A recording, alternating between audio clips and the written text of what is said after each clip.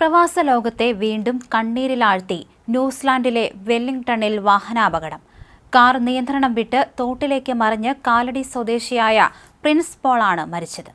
ബുധനാഴ്ച രാവിലെ 8 മണിയോടെ വെല്ലിംഗ്ടണിലെ മാക്കറ ബീച്ച് റോഡിലായിരുന്നു അപകടം. പ്രിൻസിനൊപ്പം വാഹനത്തിലുണ്ടായിരുന്ന മറ്റൊരാളും അപകടത്തിൽ മരണപ്പെട്ടു എന്നാണ് ലഭ്യമാകുന്ന വിവരം.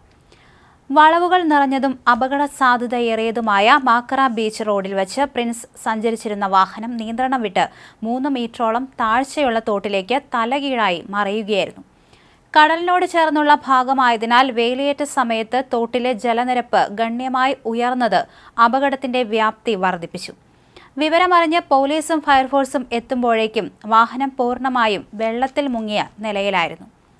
സംഭവസ്ഥലത്ത് വെച്ച് തന്നെ 2 പേരും മരിച്ചതായും അവരുടെ മൃതദേഹങ്ങൾ വാഹനത്തിനുള്ളിൽ നിന്ന് കണ്ടെടുത്തതായും ന്യൂസിലാൻഡ് പോലീസ് ഔദ്യോഗികമായി സ്ഥിരീകരിച്ചു. അപകടത്തെ തുടർന്ന് മാക്കറ റോഡ് മണിക്കൂറുകളോളം അടച്ചു. കാലടി താന്നിപ്പുഴ ഇഞ്ചിംപറമ്പൻ പോളിന്റെ മകനാണ് പ്രിൻസ്. 2015-ലാണ് മികച്ച ജീവിതം ലക്ഷ്യമിട്ട് പ്രിൻസ് ന്യൂസിലാൻഡിലേക്ക് കുടിയേറിയത്. തന്റെ കഠിനാധ്വാനത്തിലൂടെയും എളിമയുള്ള പെരുമാറ്റത്തിലൂടെയും വെല്ലിംഗ്ടണിലെ മലയാളി സമൂഹത്തിൽ ഏവർക്കും പ്രിയപ്പെട്ടവനായിരുന്നു അദ്ദേഹം.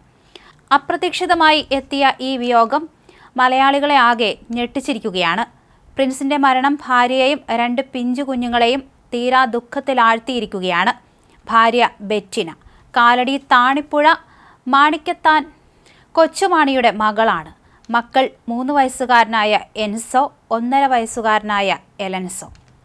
അപകടം നടന്ന മാക്കറ റോഡ് വളരെയധികം ഇടുങ്ങിയതും അപകടങ്ങൾ പതിവായതുമായ മേഖലയാണെന്ന് നാട്ടുകാർ സാക്ഷ്യപ്പെടുത്തുന്നു.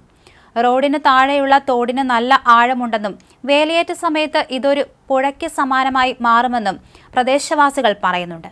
റോഡിൽ നിന്ന് 3 മീറ്ററോളം താഴ്ചയുള്ള ഭാഗത്തേക്ക് കാർ മറിഞ്ഞതിനാൽ രക്ഷാപ്രവർത്തനം ദുഷ്കരമായിരുന്നു.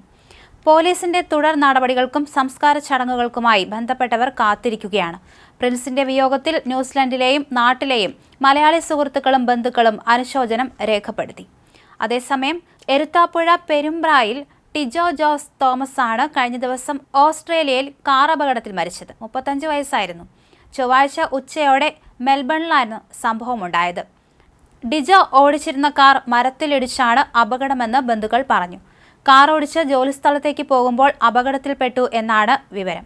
2 വർഷം മുൻപാണ് ഡിജോ ഓസ്ട്രേലിയയിലേക്ക് പോയത്. ഭാര്യ അഞ്ജു ഓസ്ട്രേലിയയിൽ നഴ്സായി ജോലി ചെയ്യുകയാണ്. ഇവർക്ക് 1 മാസം പ്രായമുള്ള പെൺകുഞ്ഞുണ്ട്.